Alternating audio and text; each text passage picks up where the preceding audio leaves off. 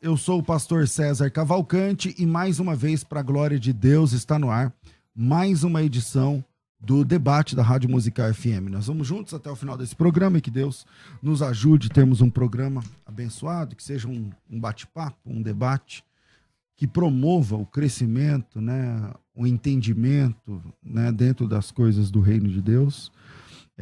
Hoje o debate é um pouquinho mais teológico, né, do que o de ontem, por exemplo.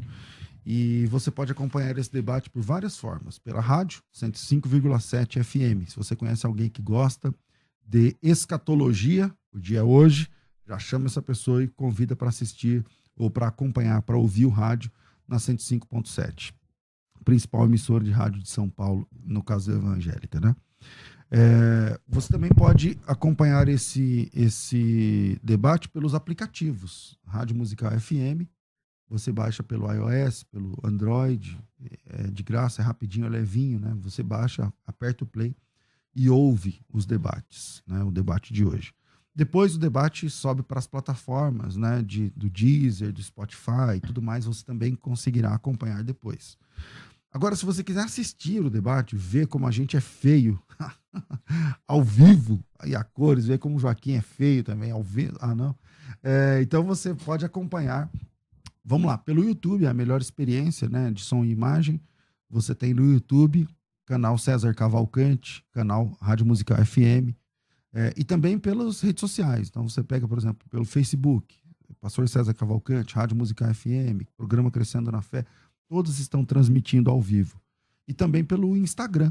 Pelo Instagram você também assiste, segue lá, @César Cavalcante, o Rádio Musical FM, e você também assiste, aí é para todo o Brasil, mundo, para quem está em qualquer lugar consegue acompanhar. O tema hoje eu estou dizendo que é mais escatologia, né? E o assunto hoje é o milênio, o reino milenar de Cristo. Já ouviu falar do milênio? Que Jesus Cristo reinará com a igreja durante 1000 anos, né? Como é que funciona essa história de milênio? Nós temos na teologia, né? Historicamente, nós temos os milenistas, nós temos amilenistas, temos pré-milenistas, temos pós-milenistas, né? A milenista é quem não acredita que o milênio seja literal, o pré-milenista que acredita no milênio logo depois do arrebatamento e antes do juízo final, o pós-milenista, enfim, cada um se posiciona de um jeito. E hoje eu estou recebendo aqui 2 irmãos. Eu vou começar com o pastor Joaquim de Andrade. Ele é diretor executivo do CREA, também é graduando em História pela Universidade Cruzeiro do Sul, foi pesquisador do Instituto Cristão de Pesquisas, foi lá que eu o conheci há muitos anos atrás, quando eu tinha cabelo, o dele era preto, mais ou menos isso. Também foi pesquisador da Agir, lá junto com o pastor Paulo Romero, é bacharel em Teologia pela Faculdade Batista da Vila Mariana, é escritor do livro Controvérsias, por exemplo, Modismos e Heresias que Ameaçam a Igreja Brasileira, é professor de Teologia, de Religiões Comparadas, de Filosofia da Religião, participa como preletor todos os anos no Encontro para a Consciência Cristã lá em Campina Grande, é um representante da apologética brasileira nos Estados Unidos, enfim, Joaquim, na área da apologética, dispensa apresentações, muito embora o assunto aqui não é apologética, hoje é escatologia. Então, vamos lá, Joaquim de Andrade, bem-vindo aqui ao debate, bom te ver novamente depois de algum tempo. Bom dia, César, bom dia a todos os ouvintes aqui da Musical FM. Para mim também é um prazer estar aqui novamente no seu programa e agora aqui na Musical FM. Maravilha. E estreando hoje aqui no nosso programa, eu estou recebendo aqui o reverendo Edivaldo Costa, ele que é bacharel em Teologia pelo Seminário JMC, com validação em Teologia pelo Mackenzie, pela Presbiteriana, né? Universidade Presbiteriana Mackenzie, é o pastor titular da Igreja Presbiteriana no Jardim Elian. Bem-vindo, reverendo Edivaldo, pela primeira vez aqui no nosso debate. Muito obrigado, pastor César, é um prazer estar com vocês aqui. Espero contribuir de alguma forma para o enriquecimento do programa. Maravilha. Vou começar com você, Joaquim. Vou fazer uma pergunta básica. Onde se cumprirá o reino milenar de Cristo? E por que você afirma o que você vai afirmar? E chega mais para cá, porque senão o Rafael fica pelejando ali para te enquadrar, meu irmão. Vamos lá.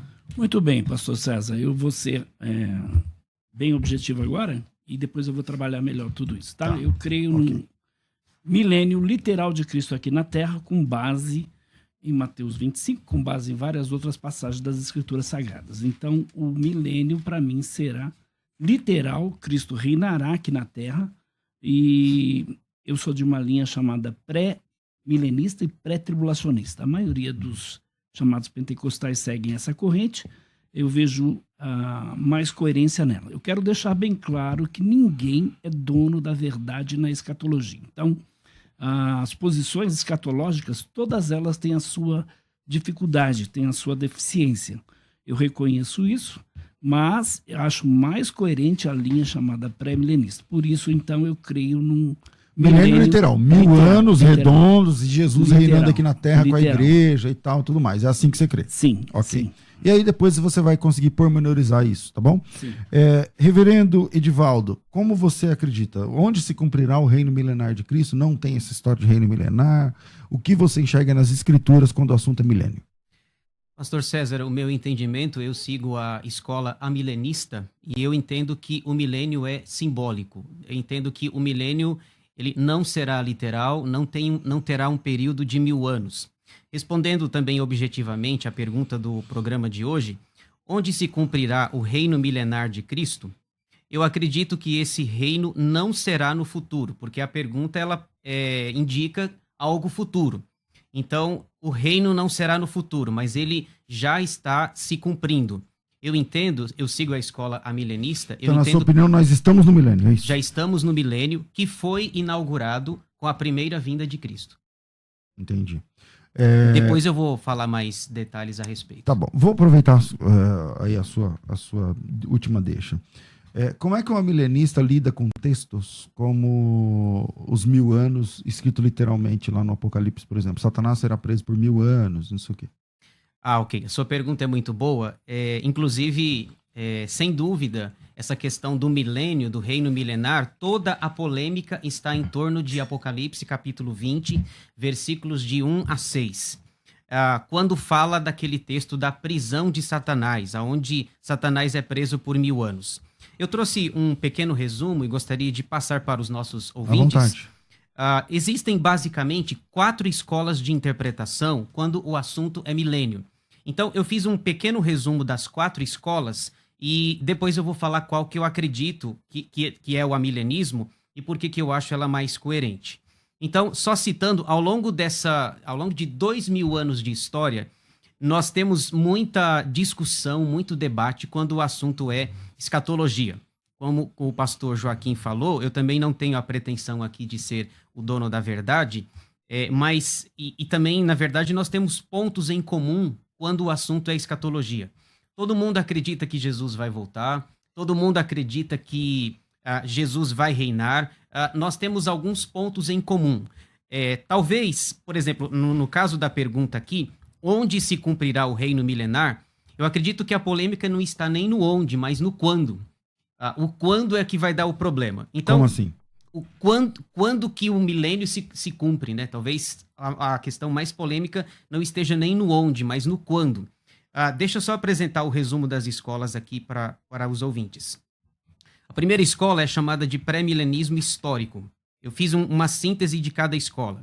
Essa escola acredita que o milênio é literal e alguns pais da igreja já defendiam essa escola no 2º século depois de Cristo. Eles defendem que Jesus vai voltar e estabelecer um reino de 1000 anos aqui na Terra. Depois desse milênio literal, ele estabelece o seu reino eterno. Então, esse é o pré-milenismo histórico. A segunda escola é chamada de pré-milenismo dispensacionalista.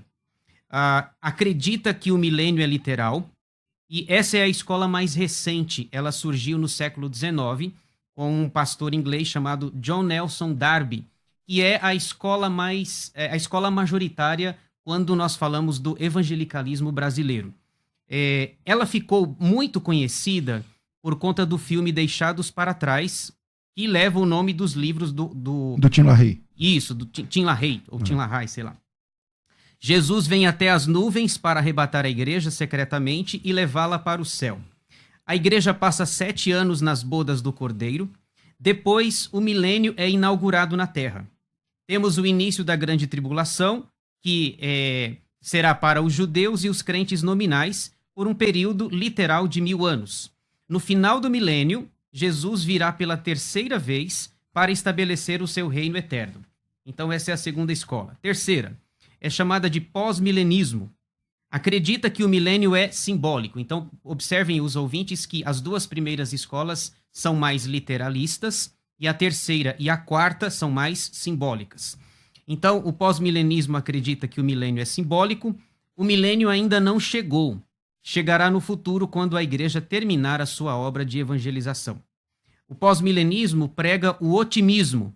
O evangelho será pregado em todo o mundo e esse mundo será melhor. Com um mundo melhor, Jesus voltará. Quarta escola, que é o que eu defendo, o amilenismo. Acredita que o milênio é simbólico.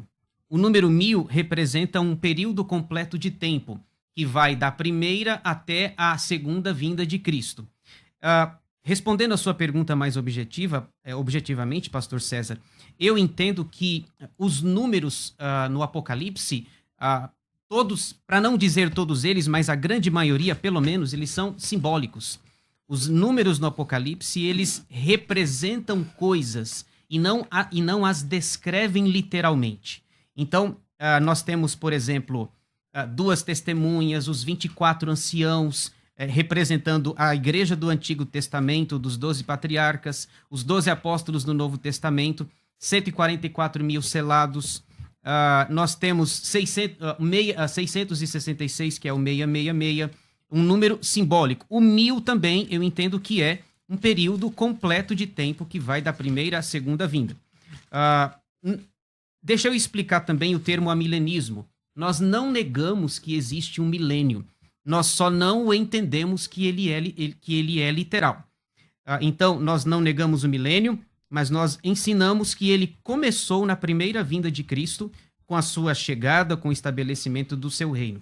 Para finalizar, o final do milênio será um tempo difícil, ao contrário do que prega, por exemplo, o pós-milenismo, que prega o otimismo. Bom, Joaquim, ele fez aqui uma prévia, né, dos 4 posições, abraçando pessoalmente a última, certo? Correto. Como você se coloca nessas 4? Eu coloco como pré-milenismo, né, e vou dizer o porquê, com base inclusive em Apocalipse, então, capítulo de número 20, verso de número 2 até o verso de número 7. Diz assim o texto. Acho que 6.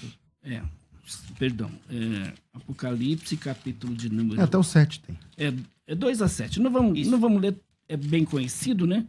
Então, esses textos mostram claramente que é um período do reinado de Cristo aqui na Terra. E aí, dentro do pré-milenismo, eu diria que a igreja, ele diz que começou com Nelson Darby, na realidade é antes de Nelson Darby, começou com o cristianismo primitivo. A igreja primitiva, ela era pré-milenista. Por que ela era pré-milenista? Porque ela esperava que Cristo voltasse imediatamente e estabelecesse, inclusive, o trono de Davi como prometido lá no Antigo Testamento. Outra coisa que a gente pode observar também é a questão, né, dentro da linha pré-milenista. O pré-milenismo se apega às promessas literais de um reino, eu diria, terreno, e o apóstolo Paulo é citado, Pedro é citado, a gente tem inúmeras referências que a gente pode aqui depois discorrer. Mas a verdade é essa, né? Deus havia prometido isso com um juramento. Ele disse, levantará o Cristo para assentar sobre o seu trono. Pedro disse isso lá em Atos, capítulo de número 2, verso de número 30. Então são muitas referências bíblicas que descrevem aí esse período terreno bendito, né? Então o rei ungido terá as nações como sua herança, Salmo 2, verso 8, reunirá os dispersos de Judá desde os 4 confins da terra, Isaías 11, verso 12, exercerá justiça na terra de Israel, Isaías 9, 7, e morará o lobo com o cordeiro, Isaías capítulo 11, verso 6, que é o texto utilizado, inclusive, pela Testemunha de Jeová, para dizer que nós iremos morar aqui na terra, que o paraíso é aqui na terra. Quando, na realidade, todos esses textos usados pelo Velho Testamento da Testemunha de Jeová dizem respeito a esse período do milênio aqui na terra. Então a terra se encherá, diz lá o profeta Isaías, em capítulo 11, verso 9, se encherá do conhecimento do Senhor. Então, com o tempo, eu diria que a igreja ela se afastou aí dessa linha do pré-milenismo, né? Embora eu tenha algumas evidências que esse ensinamento tenha preservado durante aí alguns séculos, né? Por certos grupos, como por exemplo Antioquia da Síria, era um grande centro de ensino cristão, né? E ali parece ter sido conhecido o entendimento literal, né, do pré-milenismo. Então, eu diria que no começo do século XIX, na Inglaterra, então havia uma abordagem normal e natural da interpretação bíblica, e aí foi reavivada depois, né? Então, o pré-milenismo cresceu ainda mais rapidamente durante o século XX. Bom, eu volto aqui a palavra ao reverendo Edivaldo, porque a questão é a seguinte: como é que a gente faz? Onde é que se cumpre esses textos que o pastor Joaquim falou, se não tem milênio literal? Onde é que o leão vai comer o capim lá com o bezerro? Onde é que o jovem vai morrer com 100 anos?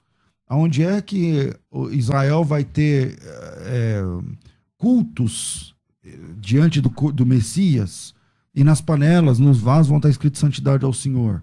Aonde é que vai se cumprir, por exemplo, o texto lá de Atos capítulo 2, onde o trono de Davi, Jesus Cristo se assentará no trono de Davi para reinar? Aonde se cumpre esses textos se o milênio não é literal?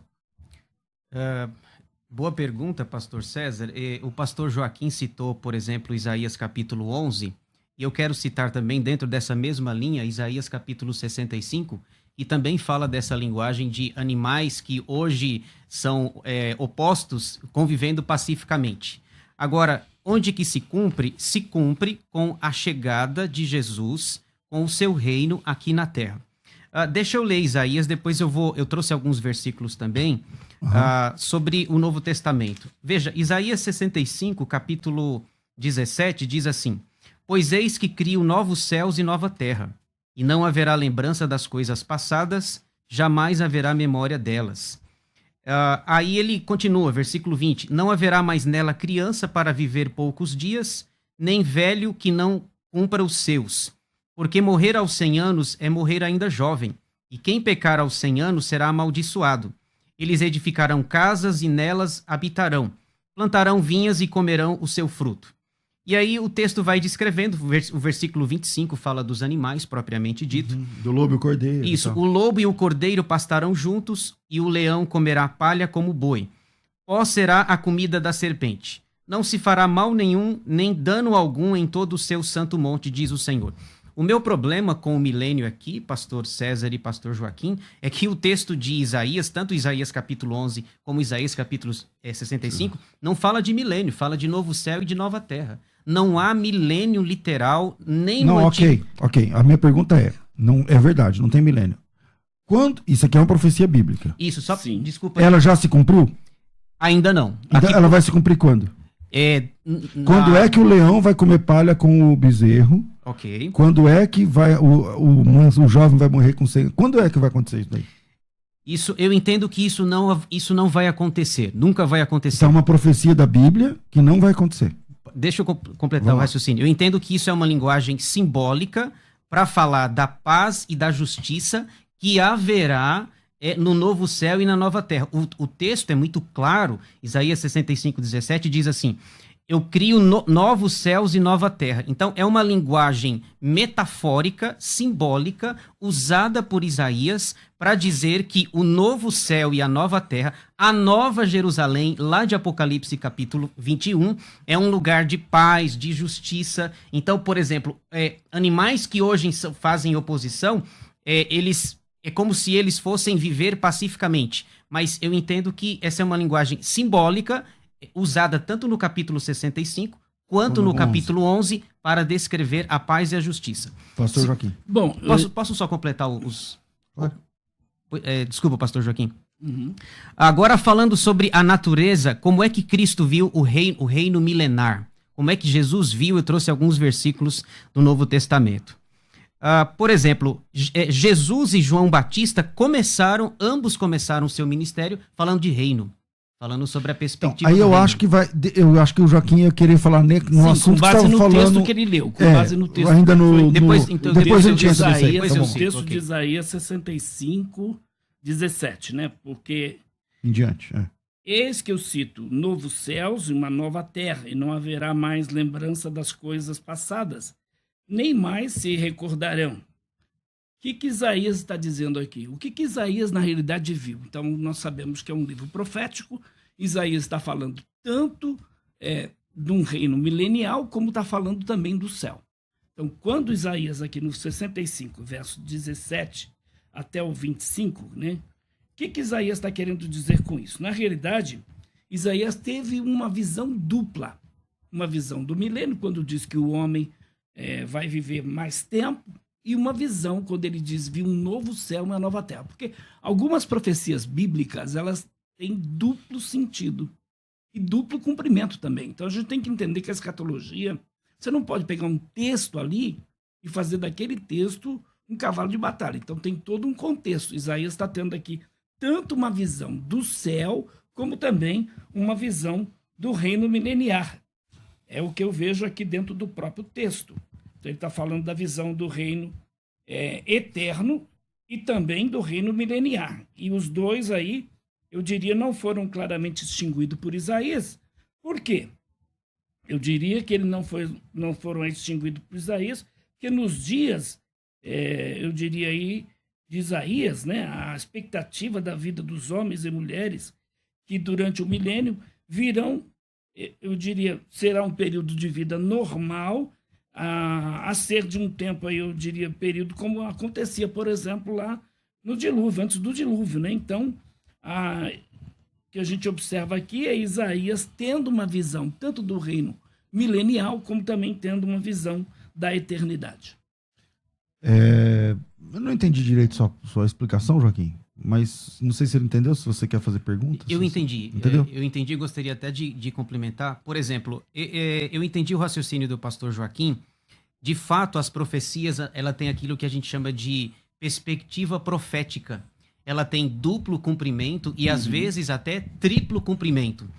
Mas não é o caso aqui. Como a profecia de Satanás lá, por exemplo, do rei de Tiro, tal, que se aplica a Satanás. Exatamente. Mas nesse caso você acha que não? Tanto Isaías como Ezequiel, que fala da queda de Satanás, né?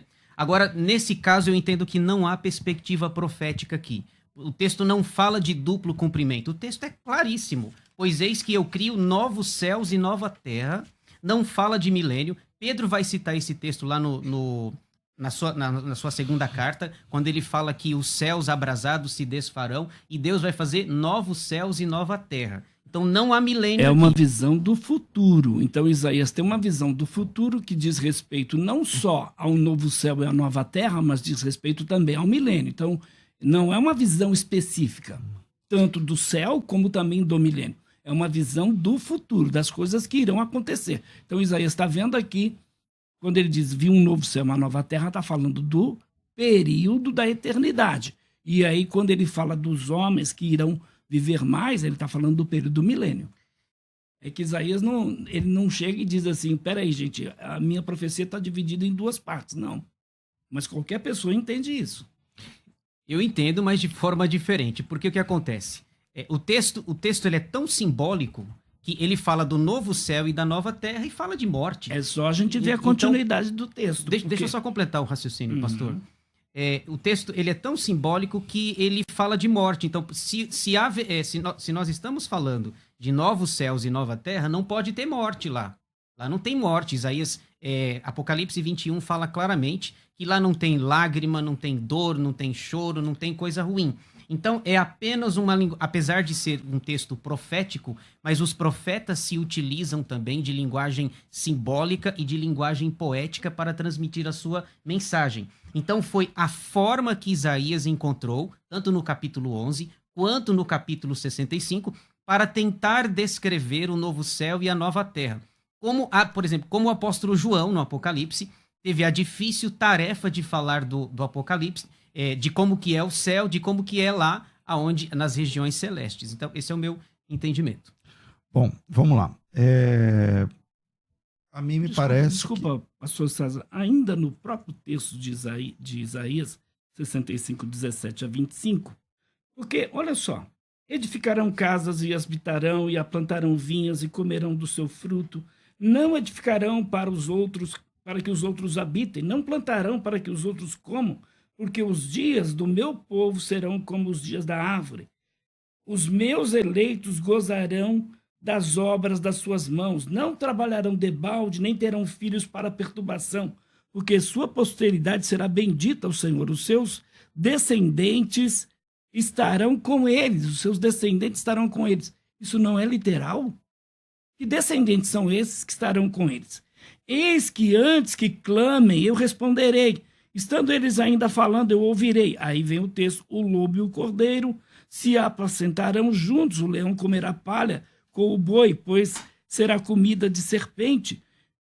O pó da terra. O pó será comida de serpente. Não farão mal nem dano algum em todo o meu santo monte, diz o Senhor. Então, com isso você está dizendo Pra que mim isso é literal. tudo trabalha Isso é para que... literal. Por isso que eu estou dizendo, Isaías tanto teve uma visão da eternidade, quando ele fala do novo céu e da nova terra, como ele teve uma visão do reino milenial de Cristo. Ok. Eu vou ler aqui algumas opiniões e a gente vai para o intervalo e a gente volta com o próximo bloco. O Cláudio diz o seguinte: bom dia, na minha opinião, creio que o reino milenial... Meu Deus. Que o reino milenar será na terra. O Giovanni diz: bom dia, pastor César, paz do Senhor Jesus. Na minha opinião, será em Jerusalém. O Joseval: na terra, com o leão e o boi pastando juntos, a criança brincando com a serpente, despreocupada, como diz Isaías 65. O Jefferson: eu acredito que seja aqui na terra onde vivemos. O Matias: a paz do Senhor Jesus, será na terra o reino milenar. O Eugênio: já estamos vivendo o milênio. Não tem como o milênio ser literal. Apareceu um aqui. Tem alguém comigo aí, pastor? Opa. Já estamos vivendo o milênio e Satanás está amarrado. Imagina, vai lá na Cracolândia para ver como é que o diabo está amarrado. Isso aí, eu concordo. Estamos no milênio e Satanás está preso. Você acha que Satanás está preso? Sim. Até uma pergunta: quando ele foi preso? Quando ele foi preso, Mateus capítulo 12, quando Jesus diz que ele entra na casa do valente, amarra o valente e precisa vir um valente maior para amarrá-lo. Então, Satanás foi preso. Cruz, você fala? Na cruz. Na cruz. E como é que ele conseguiu encher o coração de Ananias para que mentisse ao Espírito Santo, se ele estava amarrado? Satanás está preso, mas ele não está morto. Desculpem a expressão, por exemplo, Fernandinho Beiramar está preso, mas não está inativo. Então, por exemplo, Paulo disse que Satanás é o Deus desse século. Não, você fez uma pergunta boa, agora ele tem que responder. Deixa eu completar o raciocínio, pastor. Eu não estou te interrompendo, então só para não perder o fio da meada. Por exemplo, Apocalipse capítulo 20, que é o texto lá para responder a pergunta do pastor César, essa prisão de Satanás, porque o povo fala assim, né? Se Satanás está preso e está desse jeito, imagina ele solto, né? Esse é o entendimento das pessoas. Apocalipse capítulo 20 diz assim: então vi descer do céu um anjo. Tinha na mão a chave do abismo e uma grande corrente. Ele segurou o dragão, a antiga serpente, que é o diabo, e o prendeu por 1000 anos. Quando Satanás foi preso, na minha perspectiva, segundo a escola milenista? Mateus capítulo 12, versículo 28, quando Jesus vem, ele amarra o valente. Jesus o amarrou, Jesus o derrota na cruz. Essa prisão de Satanás, no meu entendimento, na minha concepção, é limitação de poder. Satanás não tem mais poder e ele não pode impedir que o evangelho alcance todas as nações. Bom, coisa agora... que era só para Israel. Ok, depois do intervalo, o Joaquim parece que apertou aí de um jeito que ele vai querer continuar nesse assunto agora. E ele falou: agora eu não quero sair desse tema, porque se ele falou que Satanás está preso, como é que ele encheu o coração de Ananias lá? Como é que ele é o Deus desse século? Como é que ele é o príncipe das potestades do ar? Como é que ele... Paulo diz: não ignoramos os seus ardis, né? Como é que ele... Deveria ignorar, se não tá tudo. Como é que eles estão nas regiões celestiais, né? Então, como é isso? Bom, temos ouvintes aí pelo WhatsApp. Solta aí, meu irmão. Bom dia, pastor César e debatedores. Bom dia, musical. Aqui é o Jadson de Embu das Artes. Seu ouvinte de todos os dias. Não sou cristão convertido, não pratico nenhuma religião, mas tenho bastante curiosidade acerca desses assuntos. A minha pergunta é: caso o milênio seja literal e aqui na Terra, como que funciona? Porque eu entendo que se Cristo vai reinar por 1000 anos aqui na Terra, se ele é o rei, o soberano, acho que não haverá mortes. Procede? Um abraço. Segundo, eu pensei que era uma opinião, mas é mais uma pergunta que a gente pode trazer aqui na mesa se der tempo. Se liga aí na próxima participação, vai. Muito bom dia, na poderosa paz de nosso Senhor Jesus Cristo. Eu sou o pastor Roberto Cruvinel. Estou ouvindo o debate e eu gostaria de fazer uma pergunta. Eu sou pré-milenista, pré-tribulacionista, e eu tenho muita dificuldade de entender o milênio como simbólico. Eu vejo o milênio como literal. E eu gostaria de perguntar ao nosso irmão reverendo quais são as ferramentas hermenêuticas que ele usa, que ele as apresente no debate para asseverar com tanta convicção que os textos que foram apresentados são simbólicos, mesmo porque, dentro da interpretação histórico-gramatical, que, graças a Deus, uma grande parte dos teólogos brasileiros abraça, um texto bíblico pode ser, de fato, entendido de 3 formas: literal, figurado e simbólico. Mas existem ferramentas para dizer o que é simbólico. Baseado em que, o irmão diz? Baseado em que exatamente? Usando regras de hermenêutica, exegese bíblica, talvez até os textos originais, dizer que esse texto é simbólico. Só para eu entender. Um forte abraço a todos, irmão César, irmão Joaquim e a todos os ouvintes. Tá aí o pastor Roberto Carlos Cruvinel, o teólogo mais conhecido da Rádio Musical FM. Obrigado, Cruvinel. Vamos lá. Essa que ele levantou aí, eu queria também a sua opinião. E paramos no momento onde Satanás está preso, na sua opinião. Na opinião do Joaquim, ele está soltinho da Silva. E o que a gente faz com textos como esse, de 1 de Pedro 3,8, seja sóbrios e vigiantes, porque o diabo, vosso adversário, anda em derredor, buscando quem possa tragar. Se ele está preso, como ele consegue estar em derredor buscando quem possa tragar? Ok, pastor César, respondendo a pergunta do pastor Cruvinel, de onde que eu me baseio? Bom, eu me baseio na Escritura, obviamente, né? Agora, eu queria falar um pouco, antes de responder a pergunta do senhor, sobre a natureza do reino de Cristo. Nós já saímos de Isaías 11, Isaías 65, agora eu gostaria de ir para o Novo Testamento. Veja só alguns textos no início dos evangelhos, Jesus falando sobre a natureza do reino, e não há nada de literal. Veja só, Mateus capítulo 3, versículos 1 e 2, João Batista falando: naqueles dias apareceu João Batista pregando no deserto da Judéia e dizia: arrependei-vos, porque está próximo o reino dos céus. Mateus 4,17, Jesus falando: daí por diante, passou Jesus a pregar e a dizer: arrependei-vos, porque está próximo o reino de Deus. Mateus 12:28. Aliás, é aquele texto lá, né? Quando que Satanás foi preso, Mateus 11:28 diz assim: se, porém, eu expulso demônios pelo Espírito de Deus, certamente é chegado o reino de Deus sobre vós. Ou como pode alguém entrar na casa do valente e roubar-lhe os bens sem primeiro amarrá-lo, e então lhe saqueará a casa? Quem não é por mim é contra mim, e quem comigo não ajunta, espalha. Então aqui está, para mim, ao meu ver, o momento da prisão de Satanás. Mas a continuação do texto não fala que se a casa ficar vazia, esse valente volta? Sim. Mas como ele está preso se ele volta? Não, mas aí já é um outro contexto. Se não deixar entrar Cristo no coração dela, ele volta e traz mais 7. Ok, deixa eu só finalizar aqui os versículos. Se ao final de tudo, como pode voltar e trazer mais 7? Vamos lá, reverendo. Lucas 17, 20 e 21. A natureza do reino vai ficando mais claro que é simbólico. Interrogado pelos fariseus sobre quando viria o reino de Deus, Jesus lhes respondeu: não vem o reino de Deus com visível aparência, nem dirão, ei-lo aqui, ou lá está, porque o reino de Deus está dentro de vós. Agora, para mim, ao meu ver, esse aqui é o texto principal para mostrar que a natureza do reino milenar é simbólico. João 18:36, Jesus está diante de Pilatos e diz assim o texto: respondeu Jesus: o meu reino não é deste mundo. Se o meu reino fosse deste mundo, os meus ministros se empenhariam por mim para que não fosse eu entregue aos judeus. Mas agora o meu reino não é daqui. Então o texto, o meu reino não é deste mundo.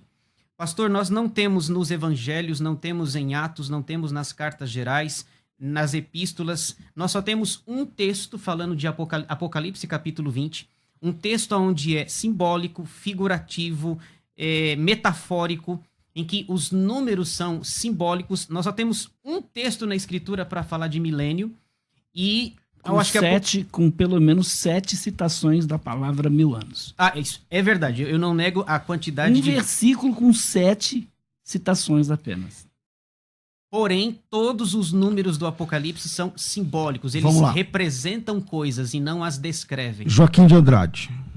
Muito bem. Então, dentro do que nós estabelecemos, falamos aqui a respeito do milênio, o texto que ele citou de João, capítulo de número 18, verso de número 36, quando Jesus disse, o meu reino não é deste mundo. Então, a primeira vinda de Cristo, a gente poderia dizer, né, de acordo com essa profecia aqui do meu reino não é deste mundo, foi para que ele, de certa forma, sofresse pelos pecados do mundo, como a gente pode ver, né, a fim de que aqueles que o recebessem professassem a sua fé na pessoa de Jesus Cristo.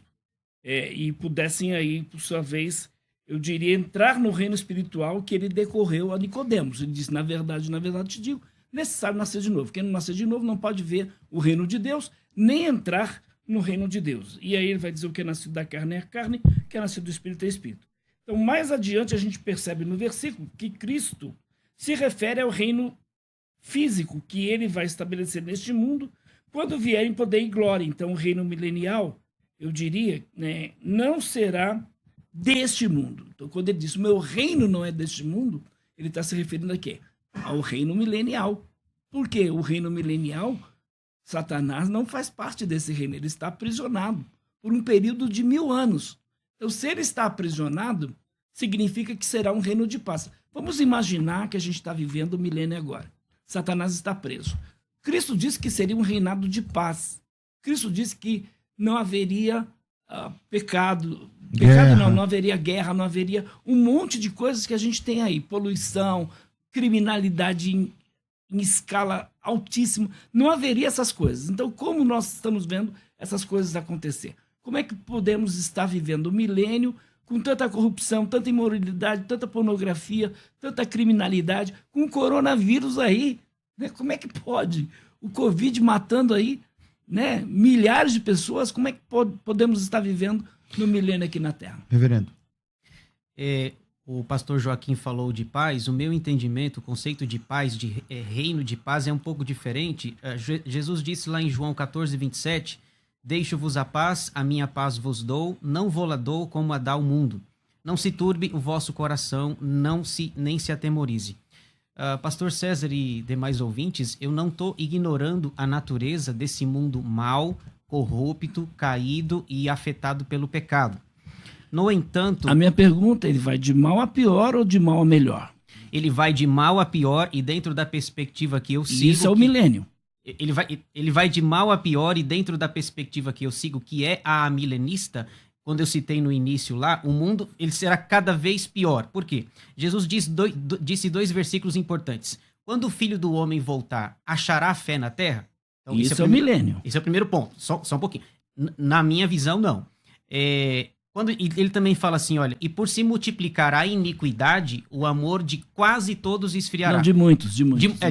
Perdão, de muitos esfriará. Então eu fico pensando, pastor César, pastor Joaquim, como é que a gente vive num mundo sem amor e sem fé? Então a perspectiva que eu sigo vai piorar à medida em que Jesus vai... Lá no texto de Isaías, o senhor disse, aquilo ali, Isaías 65 e Isaías 11.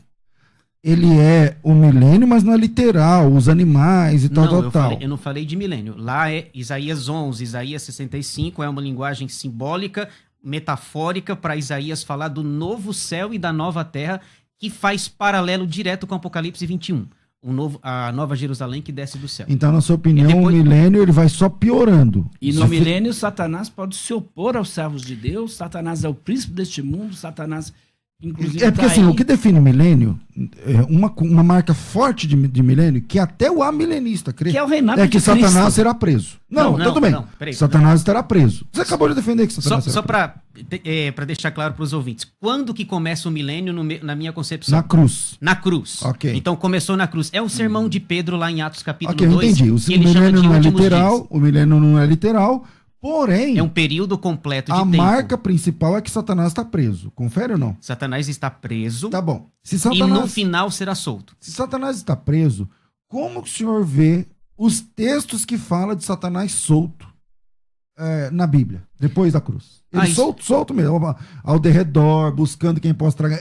Solto e operante. Então, e outra coisa, dentro desses 1000 anos... Rapaz, vocês estão contra mim, viu? Não, desculpa. Vocês dois estão contra mim, viu? Dentro desses 1000 anos, nós já estamos há 2000 anos. Vamos lá. Quanto O reverendo tempo tá mais? com a Rapaz, pergunta. eu tô enrolado aqui. É um bimilênio, vai. Os dois contra mim e os ouvintes provavelmente contra mim também. Não, tem gente Eu me retiro. defendendo Então aí. vai. Não, eu tô Só brincando. vocês dois. Só vocês Eu tô dois. brincando, Vai, viu, vai, pastor? vai. O senhor eu acho que tá mais pra pré-milenista, mas vamos lá. Não, pior que ele não é. Ele não é? Depois solta. o senhor me conta. Por exemplo, quando Apocalipse 20 fala da prisão de Satanás, pastor César, o meu entendimento é: prisão significa limitação de poder. Satanás está preso, mas ele não está morto.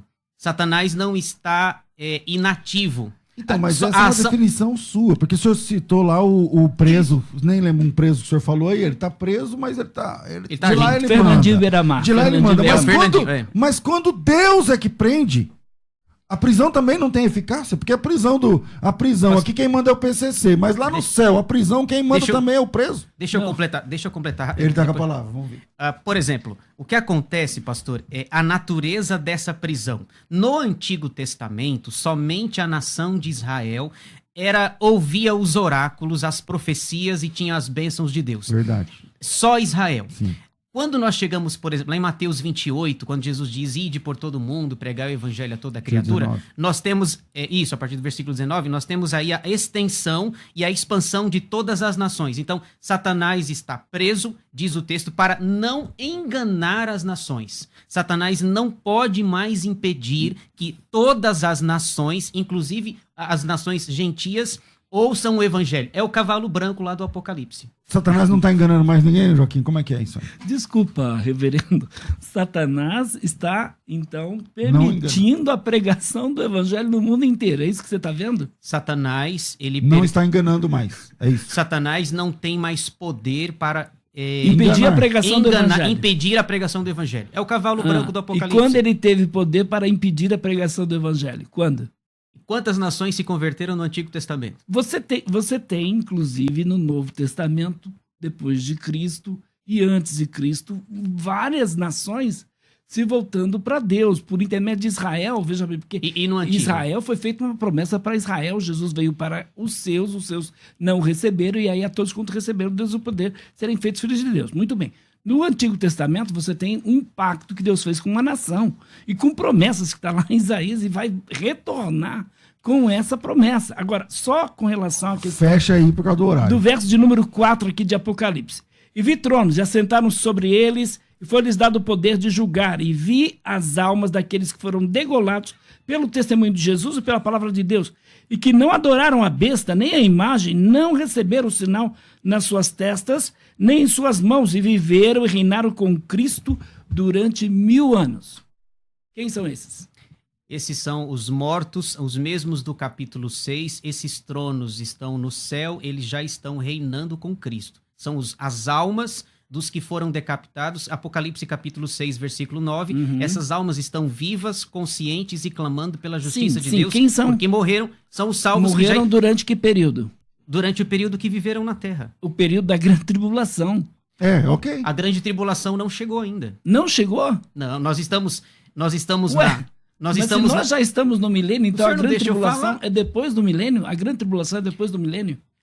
o meu entendimento é nós estamos na tribulação e à medida em que os dias vão avançando, virá a Na grande opinião tribulação. dele, a grande tribulação é dentro do milênio. Isso. Bom, a gente infelizmente tem 1 minuto para cada um terminar. Joaquim, começa com você. Mas aí, calma aí. A gente vai marcar de novo então, porque a gente continua. Vai. Eu volto aqui. Obrigado, Joaquim. Bom, eu quero dizer que a minha escola, chamada de pré-milenismo, é uma escola de interpretação em geral, que eu diria que honra as Escrituras, afirmando que Cristo voltará antes do milênio. Por outro lado, dependendo aí do seu subsistema de interpretar, eu diria o período chamado pré-tribulacionista ou período tribulacionista, a gente pode ver aí que tem as inúmeras correntes, mas esta é a mais coerente. Por que eu digo que ela é a mais coerente? Porque ela se ajusta melhor com as Escrituras, né? E eu diria que a palavra de Deus não apoia uma outra visão, né? Tem textos, mas são totalmente forçados e cabe a nós aceitarmos essa verdade. Para te encontrar é joaquimcreia@uol.com.br. Você me encontra, procura lá, PR Joaquim de Andrade, tanto no Instagram como no Facebook, no como Instagram. no O Joaquim YouTube. tá fazendo uma série de lives lá com pessoas muito legais. E você tal. vai estar comigo, vamos fechar hoje. Eu tô devendo. Joaquim de Andrade. Como que é? Lá no Insta.